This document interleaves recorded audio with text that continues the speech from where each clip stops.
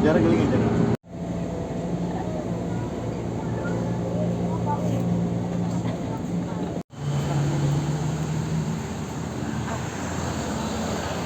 Aduh. Hai, jadi ini udah nyampe di museumnya. Jadi ini di sini langsung ada daftar toko-toko yang hadir pas di sini. Ada toko-toko yang datang pada perumusan proklamasi, yaitu dimulai dari Soekarno, Muhammad Hatta, Ahmad Subarjo, Muhammad Hamid, Buntaran Mujo, Igusti Ketut Puja. Terus geser ke sampingnya ada Abduri Abbas, Iwakusuma Sumantri, Yohanes Lato Harhari, Ki Bagus Haji Hadikusumo, Tuku Muhammad Hasan, Ki Hajar Dewantara. Dan geser sampingnya ada Oto Iskandar, Pak Rajiman Wadudiningrat, Sutarjo Kerto Hadikusumo, Prof. Dr. R. Supomo, Sukarjo Wiryo Pranoto, Ratu Langi, BM Dia, Sukarni Kartodirwiryo, Kheru Saleh, Sayuti Melik, Anang Abdul Hamidan, Andi Pangerang, Abi Kusno Cokro Suyoso, Samsi Sastrowidardo. Dan tokoh yang tidak ada di fotonya itu ada Andi Sultan Daeng Raja, Semaun Bakri, dan Sudiryo. Ini diperkirakan yang datang itu ada 29 orang lah, kira-kira 29 sampai 30 orang. Dan geser ke samping di sini ada naskah-naskah proklamasinya.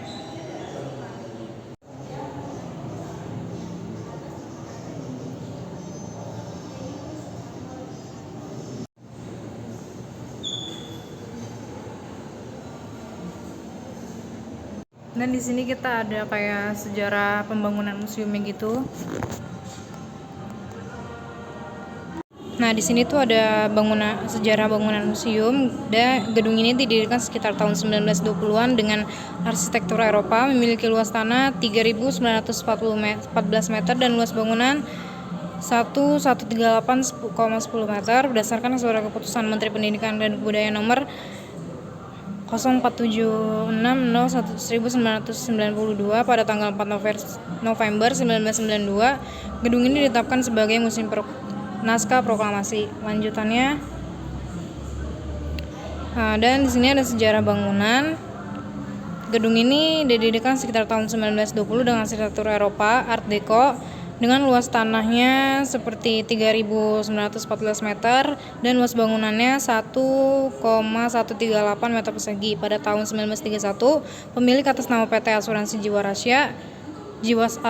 Jiwasraya ketika pecah Perang Pasifik, gedung ini dipakai British Consul General sampai Jepang menduduki Indonesia.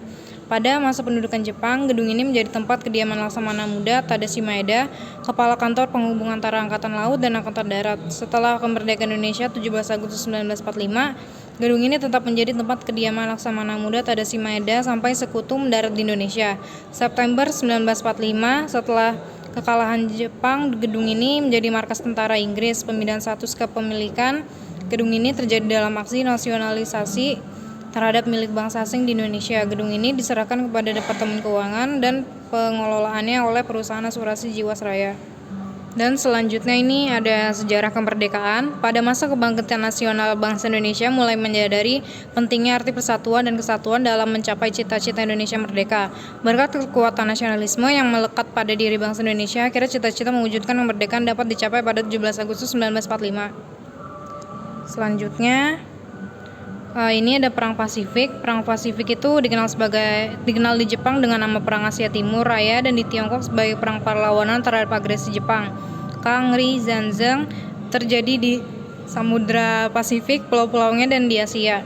Konflik ini pada tahun 1937 dan 1945. Namun, peristiwa yang lebih penting terjadi setelah 7 Desember 1941 ketika Jepang menyerang Amerika Serikat serta wilayah-wilayah yang dikuasai Britania Raya dan banyak negara lainnya.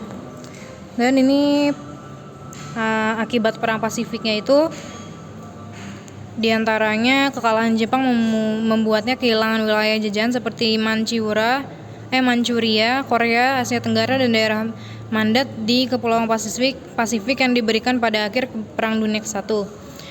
Beberapa negara sebelumnya dijajah oleh negara Eropa berhasil memperoleh kemerdekaan seperti Indonesia. Kekaisaran Jepang kehilangan status sebagai dewa. Amerika Serikat sebagai pemenang perang di Pasifik tidak ingin mengadili Hirohito, kaisar Jepang saat itu. Amerika Serikat membutuhkan daerah penyangga atau buffer untuk menahan arus pengaruh komunisme karena Rusia sudah mencapai kawasan Timur Asia. Jepang tidak diperbolehkan mempunyai angkatan perang kecuali pasukan pembela diri. Nah, ini lanjutannya ada agresi militer 1. Pada tanggal 27 Mei 1947, Belanda mengirimkan nota ultimatum yang harus dijawab pada 14 hari yang berisi membentuk perintahan ad interim bersama, mengeluarkan uang bersama, dan mendirikan lembaga devisa bersama. Republik Indonesia harus mengirimkan beras untuk rakyat di daerah yang diduduki Belanda, menyelenggarakan keamanan dan keterlibatan bersama termasuk daerah Republik Indonesia membutuhkan bantuan Belanda, menyelenggarakan penilikan bersama atas impor dan ekspor. Dan ini lanjutannya. Lalu geser ke BPUPKI. Nah, ini ada agresi militer 2, yaitu Operasi Gagak pada tanggal 19 Desember 1948 yang diawali dengan serangan terhadap Yogyakarta, ibu kota Indonesia saat itu. Serta penangkapan Soekarno, Muhammad Hatta, Syahrir, dan beberapa tokoh lainnya. Jatuhnya ibu kota negara ini menyebabkan dibentuknya pemerintah darurat Republik Indonesia di Sumatera yang dipimpin oleh Syarifuddin Prawidanegara. Nah, ini di sini ada serangan ke Maguwo pada tanggal 18 Desember 1948 pukul 11:30.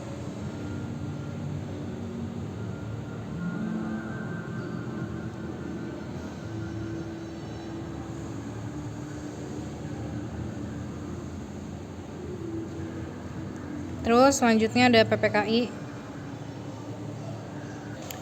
Ini ada Panitia Persiapan Kemerdekaan Indonesia.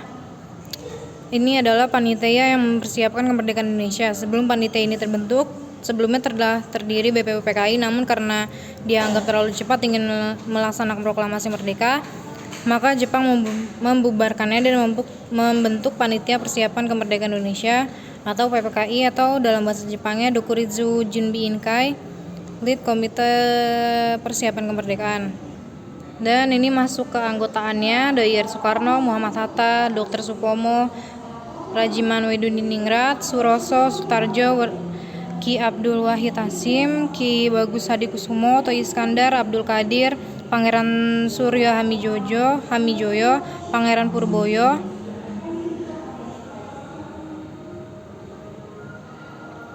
Dr. Muhammad Amir, Abdul Maghfar, Muhammad Hasan, GSS Jeratulangi, Andi Pangeran, Ahamidan, I Gusti Ketut Puja, Yohanes Letuarari Harhari, Dr. Andes Siap Chonbing. Dan selanjutnya tanpa sepengetahuan Jepang, anggota bertambah 6, yaitu Ahmad Subarjo, Sayuti Melik, Ki Hajar Dewantara, RAA Wirana Takusuma, Kasman Singo Dimejo, Iwa Kusuma Sumantri. Dan ini pada masuk masa persidangannya.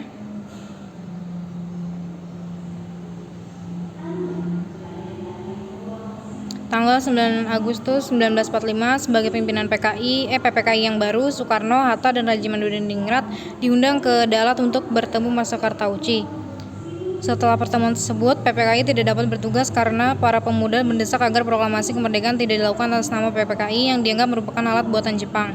Bahkan rencana rapat 16 Agustus 1945 tidak dapat terlaksana karena terjadi peristiwa Rengas Dengklok.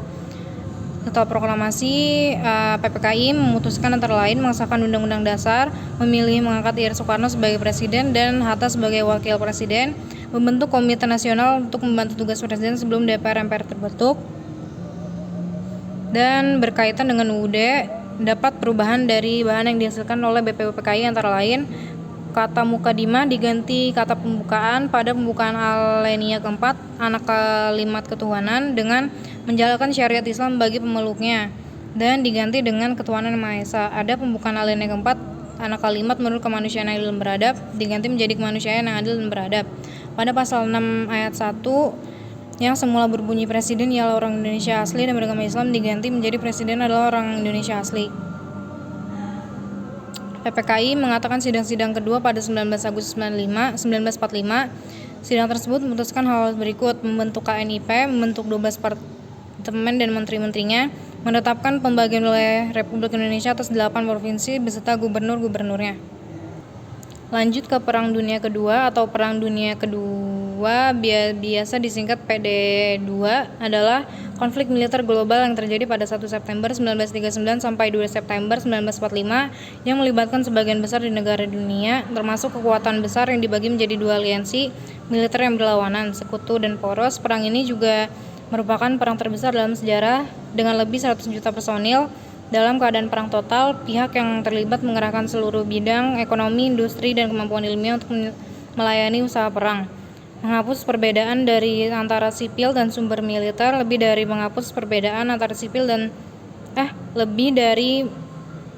70 juta orang, mayoritas warga sipil, tewas. Hal ini menjadikan Perang Dunia Kedua sebagai konflik paling mematikan dalam sejarah manusia. Dan ini ada pihak yang terlibat: blok poros atau Aksis, Nazi Jerman, Adolf Hitler, Italia, Benito Mussolini, Jepang, Hideki Tojo atau ya begitu. Militer tewasnya sekitar 8 juta, sipil tewas 4 juta, total tewasnya 12 juta. Selanjutnya ada anggota negara poros minoritas: 1. Bulgaria, Hongaria, Yugoslavia, Finlandia, Thailand, Rumania. Negara boneka Jepang: Manchukuo, Mengjiang, negara bagian di Mongolia, Nanking di wilayah Tiongkok, Burma, Filipina, dan India. Negara boneka Italia, Albania dan Ethiopia. Negara boneka Jerman, Serbia. Negara lainnya berkoalisi dengan Spanyol dan Denmark. Bekas anggota Uni Soviet berdiri sendiri atau memihak sekutu pada 1941. Negara sekutunya dari Britania Raya ada Winston Churchill, Uni Soviet Joseph Stalin, Amerika Serikat Franklin Roosevelt, Republik Cina Chiang Kai-shek.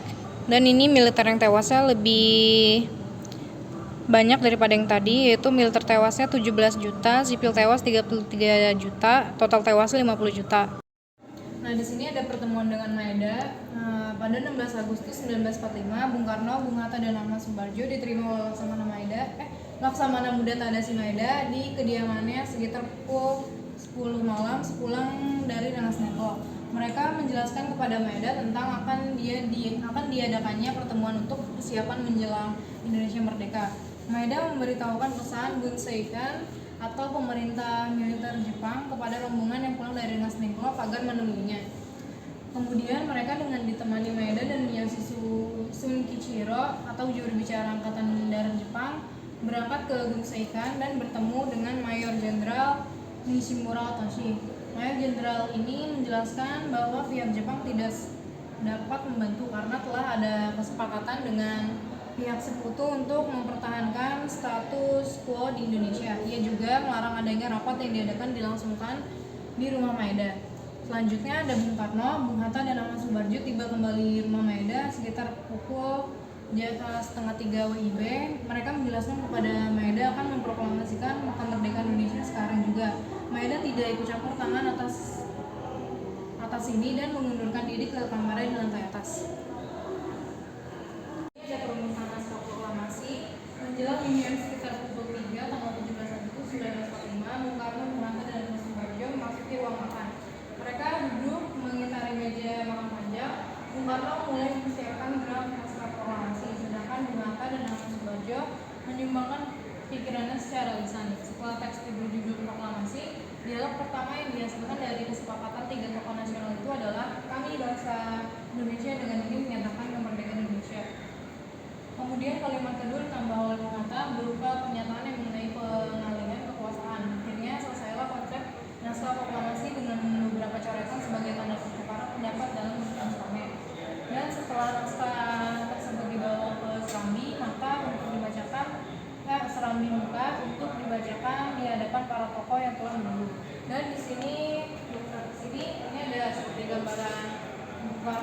Subarjo dan Hatta ketika sedang merumuskan proklamasinya.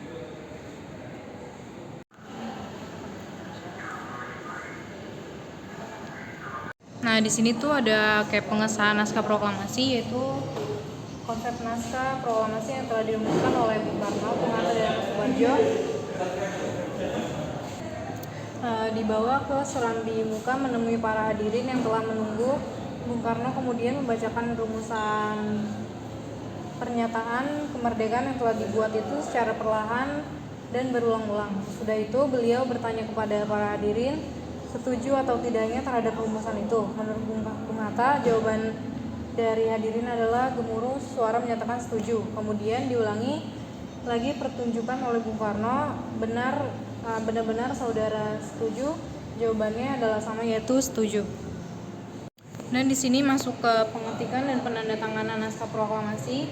Setelah konsep naskah proklamasi yang disusun oleh Bung Karno, Bung Hatta, dan Mas Subarjo disetujui oleh hadirin, Bung Karno meminta agar Sayuti Melik mengetik naskah proklamasi tersebut. Sayuti Melik mengetik naskah proklamasi di ruang bawah dekat dapur dengan ditemani oleh BM Dia. Pada saat pengetikan, Sayuti Melik melakukan perubahan 3 kata tempo menjadi tempo, dan wakil-wakil bangsa Indonesia berubah menjadi atas nama bangsa Indonesia. Begitu pula dalam penulisan hari, bulan dan tahun. Setelah naskah proklamasi selesai diketik, segera dibawa kembali ke tempat hadirin untuk ditandatangani oleh Bung Karno dan Bung Hatta. Bung Hatta dan Bung Karno dan Bung Hatta menandatangani naskah tersebut atas piano yang terdapat di bawah tangga ruangan.